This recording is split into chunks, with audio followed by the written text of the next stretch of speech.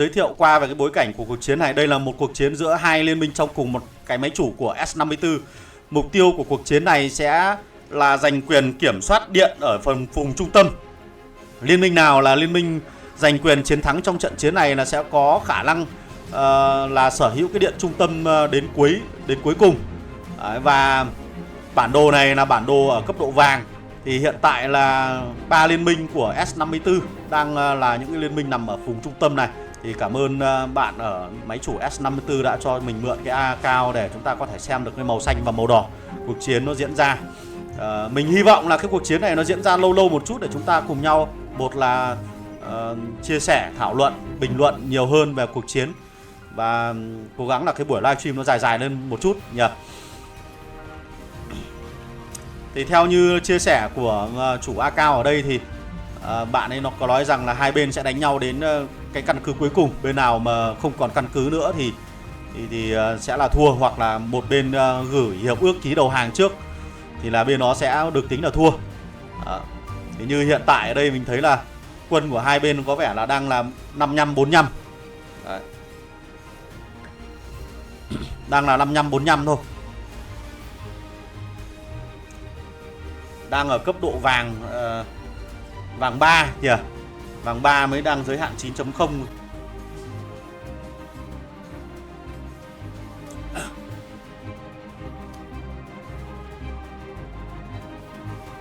Rồi, đây.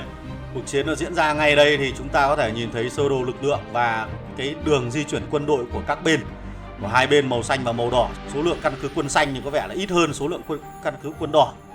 Đấy. Quân đỏ có vẻ là đông hơn. Rồi.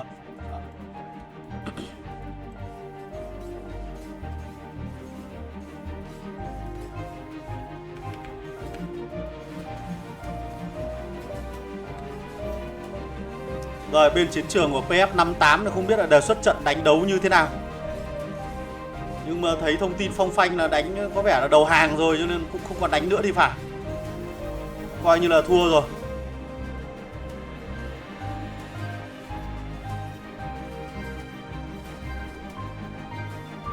Anh chàng này lại dùng Mary cộng với lại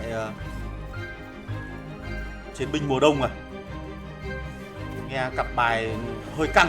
Rồi sau một màn combat vừa rồi thì hai bên lại đẩy cái trận đấu vào thế ngồi thiền. Vào thế ngồi thiền rồi, và một bên sẽ chờ xem bên kia phạm sai lầm. Đó. Khi mà pháo vào trạng thái ngồi thiền như thế này rồi thì chúng ta không thể nào mà đấu trực tiếp được. Các bạn xem cái video gần nhất của mình về việc là kiểm soát pháo.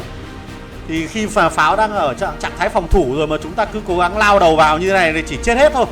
Đấy, tập đoàn quân trực thăng lao vào như này là chết hết, không kịp bắn được một phát đạn nào chứ đừng nói. Nên là để khơi thông được thế bế tắc này thì chỉ có đánh thọc sườn thôi.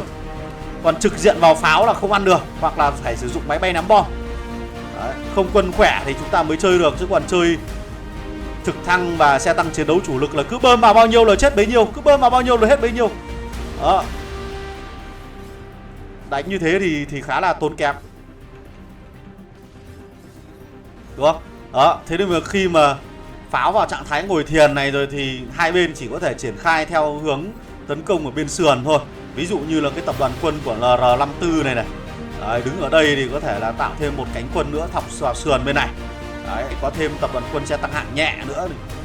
Chọc máy ở hàng hậu vệ này thì tuyệt vời, hoặc là đánh ở sườn bên dưới này. Đấy, đánh ở sườn bên dưới này. Sẵn sàng có những người chơi bên dưới này đi đánh thọc sườn san thì mới phá được cái thế trận này. Chứ còn nếu đánh thế trận này hai bên dương pháo lên nhìn nhau này là rất khó. Rồi định đẩy lên rồi, bên màu xanh, quân xanh định đẩy lên rồi.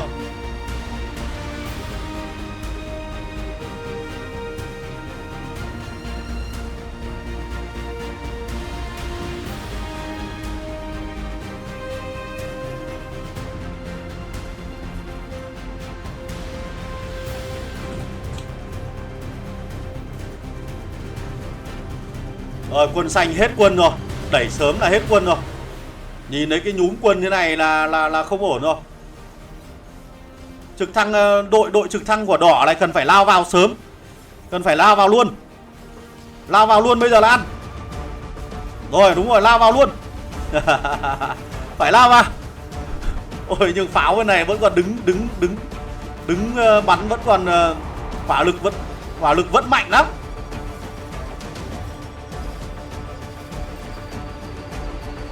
Pháo đỏ chết hết rồi. Đùa. Ui nhìn trông cũng đã mắt quá anh em ơi.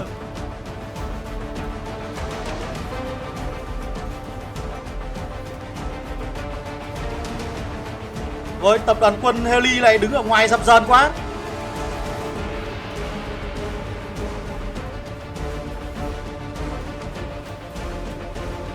Rồi thế trận lại đang đưa về thế trận 50-50 rồi. Bên xanh và bên đỏ quân số lại ngang nhau rồi. Những cái pha vừa rồi thì bên đỏ không cụ thể hóa được cái lợi thế của mình, thành ra là lại ngang nhau. Ôi bây giờ cần phải kiểm soát lại trận đấu, cần phải giảm nhiệt trận đấu để hồi quân đã. Hai bên mà cứ lao vào nhau với quân số ít thế này, chỉ lao vào hiến mạng là chính thôi. Lại phải delay lại vài phút để hồi quân đã. Thôi đừng có lao vào nhiều quá, đã pháo đứng im rồi thì lao vào làm gì, hiến máu à. Ui đánh hiến máu thế này thì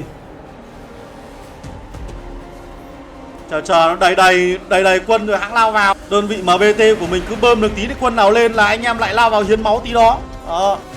Như mình nói là cái góc này là cái góc mà hai bên có thể lợi dụng được này. Một bên đi móc máy và một bên phải phòng thủ. Đấy, bởi vì cái đường tiếp viện của hai bên nó đều phải đi qua cái khe này. Đều đi qua khe này mà bên phe đỏ họ lợi dụng được cái chỗ này thì cái đường đẩy quân này của bên phe xanh này khá là khoai. Ui rồi quân đội đỏ lại lao vào cái cánh này làm gì?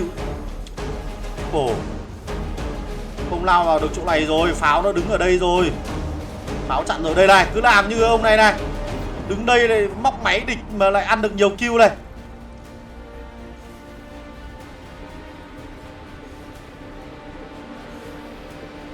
Đừng lao vào tầm bắn của pháo nhiều quá.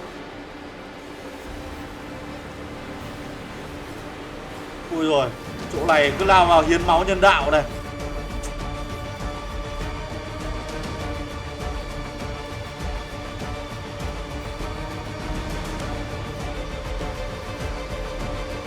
Quang mất hai cái tập đoàn quân xanh ở chỗ này rồi. Đấy kiểu này thì chết.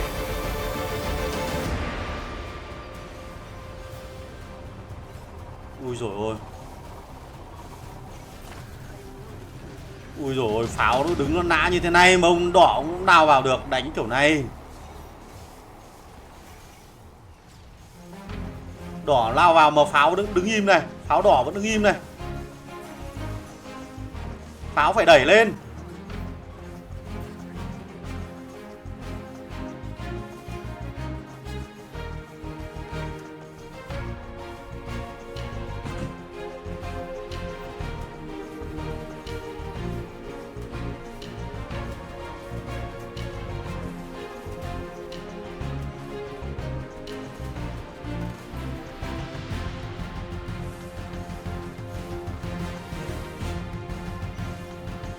Cánh dưới này thì đội quân trực thăng của phe đỏ lại còn không kịp hồi.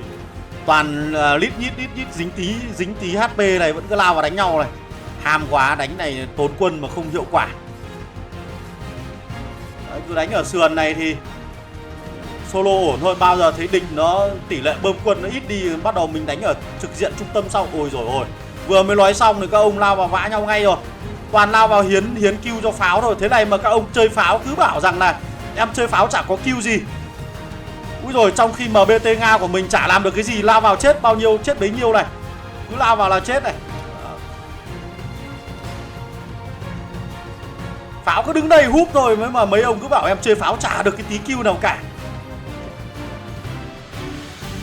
Ôi hết sạch quân rồi, quân đỏ đánh kiểu này hết sạch quân luôn. Trong khi đó thì toàn bộ những cái tướng khác thì chỉ học kill của kỹ năng của pháo thôi. Chả thấy thức tỉnh xe tăng này, mấy cái kỹ năng mà đi học đấy thì mà đưa vào thức tỉnh một vài cái sĩ quan xe tăng thì có phải là ngon không? Cả đội hình toàn những cái đơn vị tướng lằng nhằng rồi sau đó đi học kỹ năng thôi. Chết dở. Con xe của mình chỉ chạy không đã chết rồi. Chưa kịp làm gì. Khổ. Chơi pháo mà cứ lại bảo em bị âm kill thì này là nghe nó hơi vô lý nhỉ. Đấy, cứ đứng độc, đứng không hút kill thế này mà bảo là em bị âm kill thì nghe nó vô lý quá. Đẩy lên thôi, quân xanh đẩy lên thôi.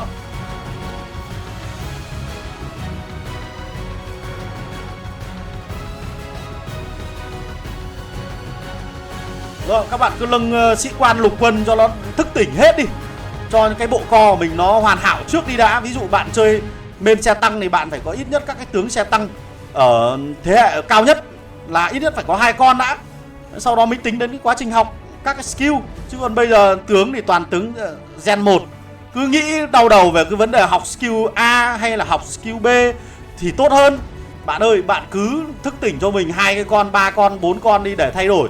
Một là bạn vừa lợi ở trong đấu trường để chúng ta không bị thua thiệt ở trong đấu trường. Hai là mình sẽ có quyền thay đổi. Đấy.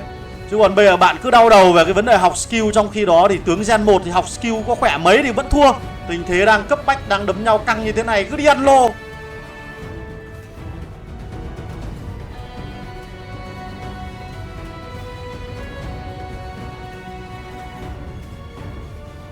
Toang luôn.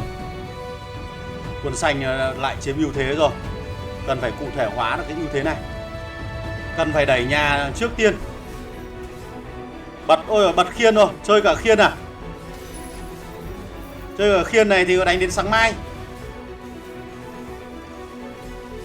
Nếu như bật khiên này thì cứ đánh quân trước đã. Rồi dắt pháo đi tiêu diệt quân đội của địch trước đã.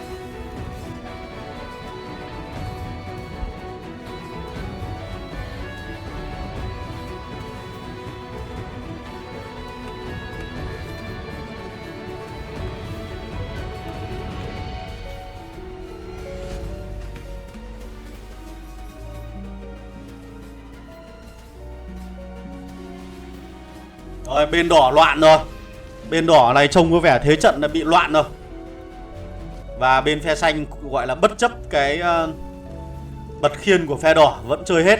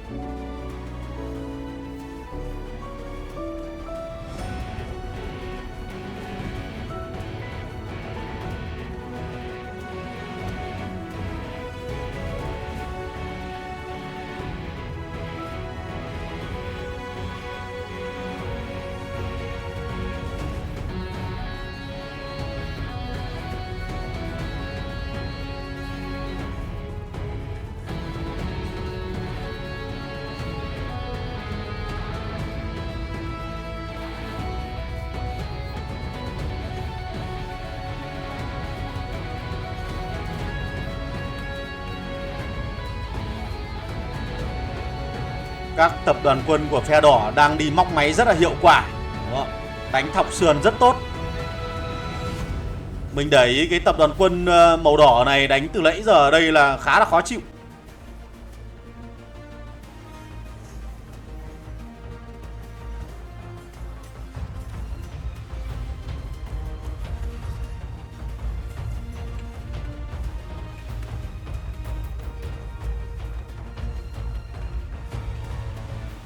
Đây là cuộc chiến để tranh giành quyền kiểm soát phần điện trung tâm giữa hai liên minh trong cùng một cái máy chủ là 54. Hai liên minh này đang muốn tìm kiếm xem ai sẽ là chủ nhân của cái phần điện trung tâm Raven Statue. Cho nên là họ đã tổ chức một trận đánh giao hữu nhằm tìm kiếm xem là người chiến thắng là ai. Hiện tại thì bên phe xanh đang chiếm lợi thế hơn và phe đỏ bắt buộc phải bật khiên phòng thủ rồi. Đó, như mình vừa chia sẻ, bên phe đỏ cần phải kiềm chế lại tốc độ của trận đấu để có thể ổn định được các cái tập đoàn quân, chứ nếu không như thế này bị cuốn vào vòng xoáy của phe xanh là đánh đấm khá là mệt mỏi.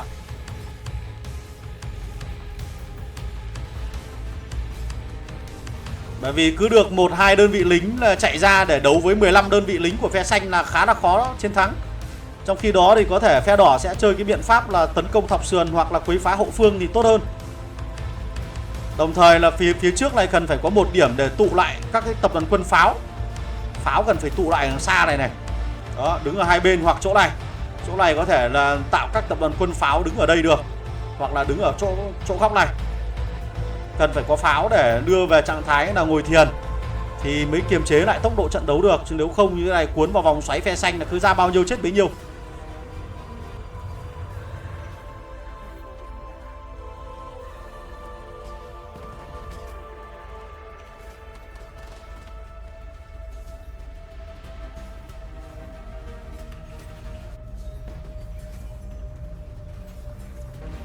Rồi cẩn thận là bên phe đỏ phản công.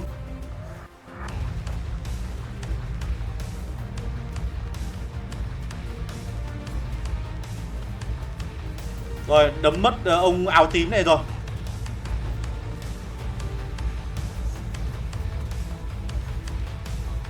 Quân đội phe xanh là về kịp thời rồi. Có về kịp không?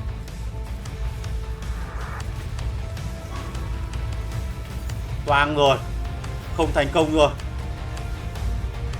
Ý đồ là tiêu diệt R5 của quân xanh nhưng mà không thành công.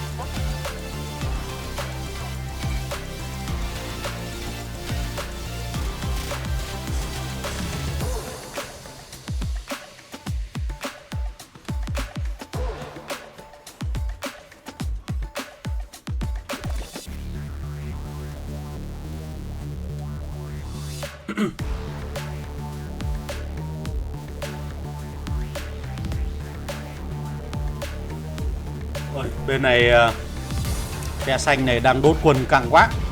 Lại đốt quân rồi.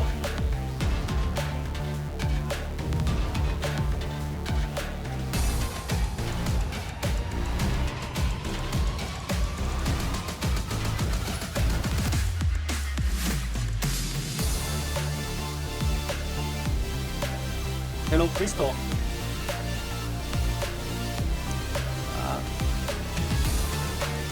Đấy thì các bạn có thể nhìn thấy pha combat này thì chúng ta cùng nắm là chỉ đến 2-3 phút va chạm nhau là quân đội chết sạch rồi. Thì lúc đó chúng ta lùi về hàng phía sau để chúng ta thực hiện cái cơ chế xác thực thôi là ổn mà.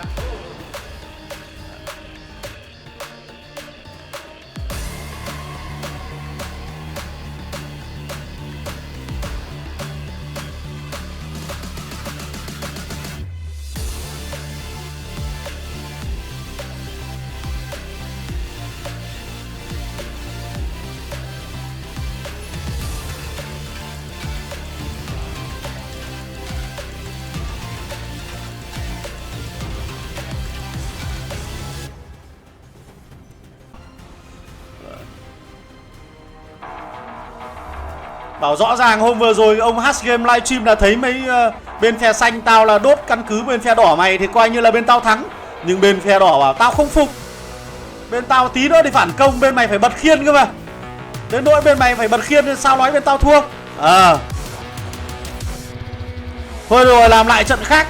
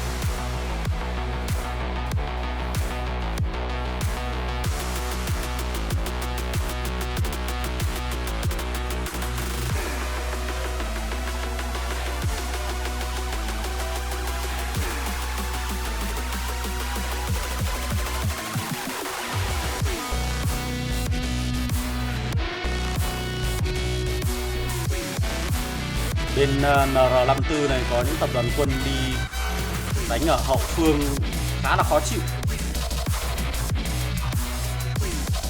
Đi thoảng nó tỉa cho vài đường.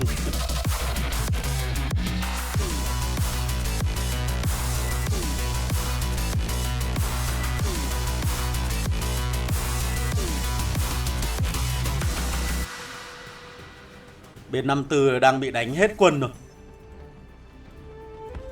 Khả năng là toang. Phải lui về thôi, không là hàng sau là hết mất dự bị rồi. Mất hết dự bị rồi. Bên 54 đánh không cẩn thận là nó tiêu diệt hết cái đám dự bị này.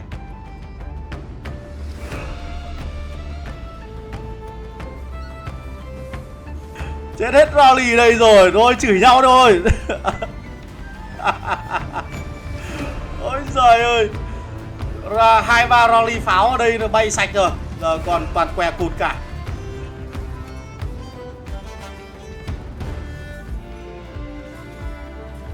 Anh em cứ đánh nhịp độ vừa phải. Chúng ta ào lên một trận, sau đó chúng ta lại lui về. Đốt được khoảng độ 2-3 căn cứ thôi, chúng ta lại dừng lại một nhịp để lui lại. Một là ổn định lại trận đấu, tránh trường hợp là đánh nhanh quá là mình bị cuống. Cái hai nữa là ổn định lại quân đội. Đó. Sau đó lại đẩy tiếp, cứ đánh nhịp nhàng như vậy thôi nó sẽ ổn hơn.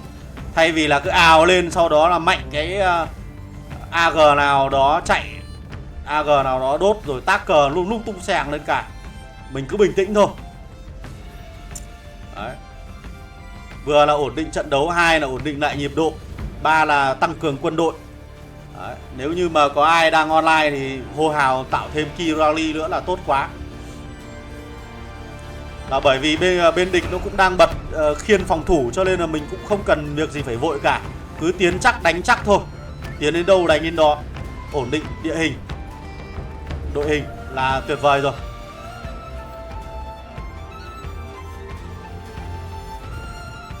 Anh chàng Aragon này chắc chắn là đang auto bơm lính rồi. Ông này là auto bơm lính rồi.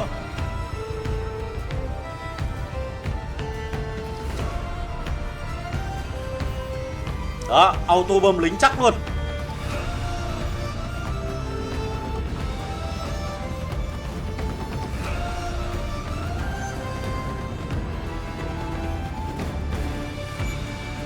Rồi cần phải kéo các AG về thôi. Đánh như này sâu quá rồi, lại kéo về đây và đánh lại từ đầu.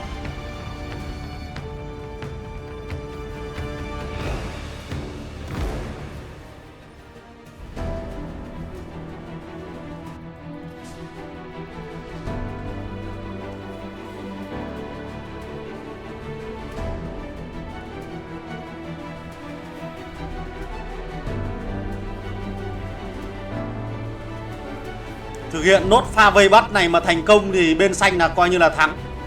Bên đỏ chỉ còn mỗi 2 AG, 3 AG rồi thôi, vây bắt được pha này là thắng là ok. Một pha gọng kìm, bẹp gọng kìm đến từ phe xanh. Bắt được đạo quân của phe đỏ này là ok. Ăn rồi.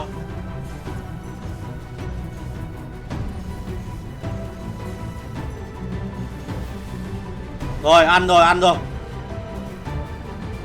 Đấy, ăn hết trọn đạo rally của phe đỏ là tuyệt vời rồi.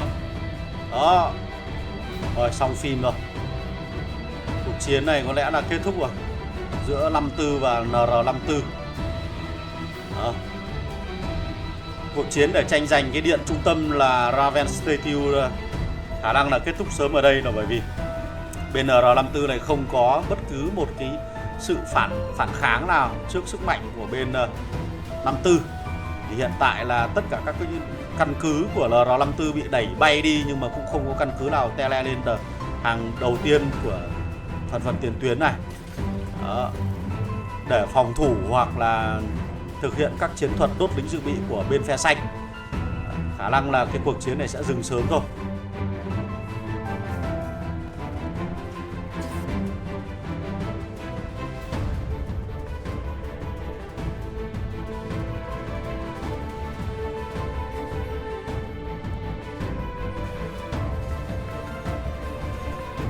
Nốt lượt này nữa là hết quân rồi. Bên phe đỏ coi như là hết quân rồi.